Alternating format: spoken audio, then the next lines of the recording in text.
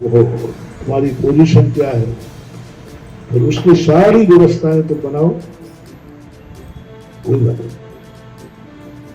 इनमें कोई दोष नहीं लगेगा। अब इच्छाएं जो होती हैं, इच्छाएं वो होती हैं जो इच्छाएं हमारे अनुकूल नहीं है। अब देखना इच्छा को पाप कैसे कहा, इच्छा को पाप मैंने खोजा, इन सब चीजों को मैंने बरी किया, क्योंकि इनको इच्छाओं का निरोध करने की बात कही है। मैंने कहा रोटी का निरोध करूं, बोले नहीं।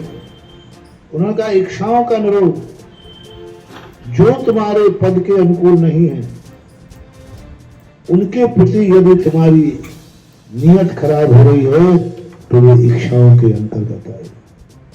जैन धर्म की क्षमावाणी पताका दुनिया भर में फहराई जा रही है। दुनिया के अनेक देशों ने जैन धर्म के 10 लक्षण पर्व और क्षमावाणी के पवित्र संदेश को आत्मसात कर शांति और परोपकार की राह पर चलने का संकल्प लिया है। भारत से उठने वाली सत्य, दया, शांति और क्षमावाणी की शक्ति को घर घर में पहुंचाने का संकल्प लिया जा रहा है। जैन मुनियों की तपचर्या और उनके जीवन सिद्धांतों से जुड़कर भक्त अपने जीवन में भी सकारात्मक परिवर्तन ला रहे हैं। इसका अर्थ दूसरा होता है महत्वाकांक्षा। महत्वाकांक्षा जो बनती है वो जितना तुम पा नहीं सकते उससे अधिक नहीं। महत्वाकांक्षा गलत ही नहीं, अच्छी। जितना तुम्हारे पास नहीं है उससे अधिक पाने की इच्छा करना।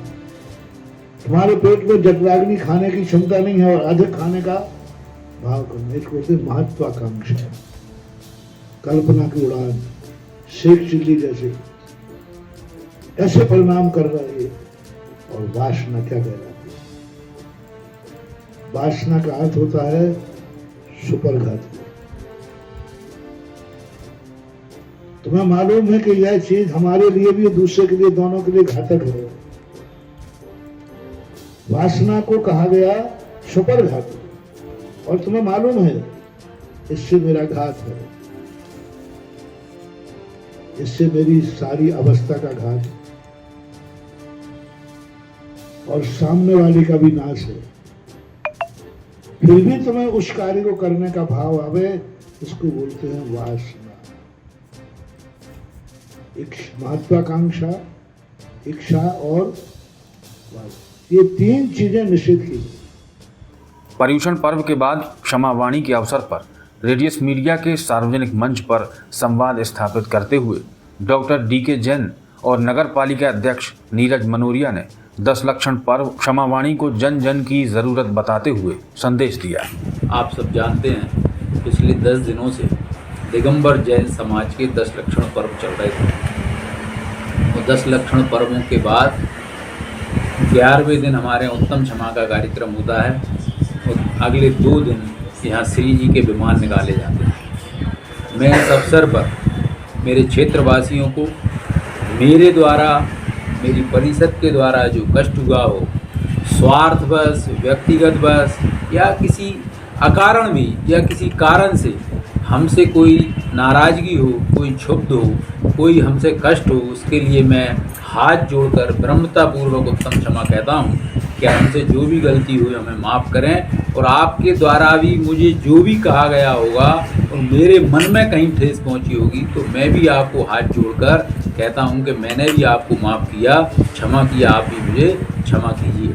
आप यह सब अच्छी तरह से जानते हैं कि जैन समाज ने ही एक ऐसा मंत्र इस पूरी दुनिया में दिया है, अहिंसा परमो धर्मः। अहिंसा का मार्ग अपनाकर हमारे मुनि श्री जब सड़कों पर निकलते हैं तो शंकराचार्य जी और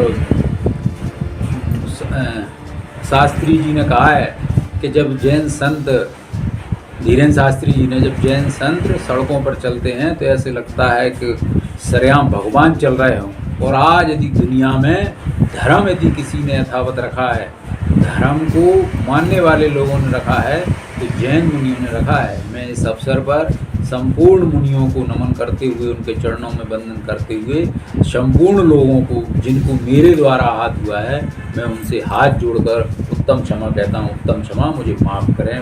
जय हिंद। क्षमा, माधव, आर्य, सत्य, सोच, संयम, तप, त्याग, आकिंचन, ब्रह्मचर्य, इन 10 धर्मों का पालन करते हैं और आत्मशुद्धि के लिए प्रतिदिन सुबह मंदिर में जाके भगवान का अभिषेक पूजन करते हैं और उनकी विधान वगैरह करके अपनी आत्मा की शुद्धि के लिए जप तप करते हैं। जैन धर्म में ये विशेष महत्व है कि 10 दिन 10 लक्षण बनाने के बाद इसमें 10 दिनों में तो धर्म की आराधना की ही जाती है और अपने मन की आत्मशुद्धि के लिए सभी प्रयास करते हैं और पूरे लोग 10 दिन पूरे भक्ति भाव से काम करते हैं। लेकिन 10 दिन के बाद जो सबसे महत्वपूर्ण बात है कि 11वें दिन उत्तम क्षमा का पर्व होता है। तो विगत वर्षों में जो भी आपस में द्वेष भाव होते हैं, कलुषता रहती है मन में, उसको दूर करने के लिए सभी लोग आपस में गले से मिलते हैं और एक दूसरे को सबसे उत्तम क्षमा और सबको उत्तम क्षमा कहते हैं। इसकी वजह से काफ़ी लोगों में जिनमें दुश्मनी बनी रहती है, उनमें आपसी सामंजस्य से समझौता होने की भी संभावनाएं बढ़ती हैं और अपने मन के कई लोग आपस में बोल के भी कलुषता को मिटाते हैं। ये सबसे बड़ी महत्वपूर्ण बात है और आज देश में इस बात की बड़ी ज़रूरत है कि सभी लोग अगर क्षमा भाव रखें तो देश में आधी लड़ाइयाँ कम हो जाएं और आधी कोर्ट केसेस कम हो जाएं, जिससे कि वास्तव में जिन लोगों को ज़रूरत है उन लोगों का को न्याय मिल सके। अशोकनगर से रेडियस मीडिया के लिए शिवम तिवारी की रिपोर्ट।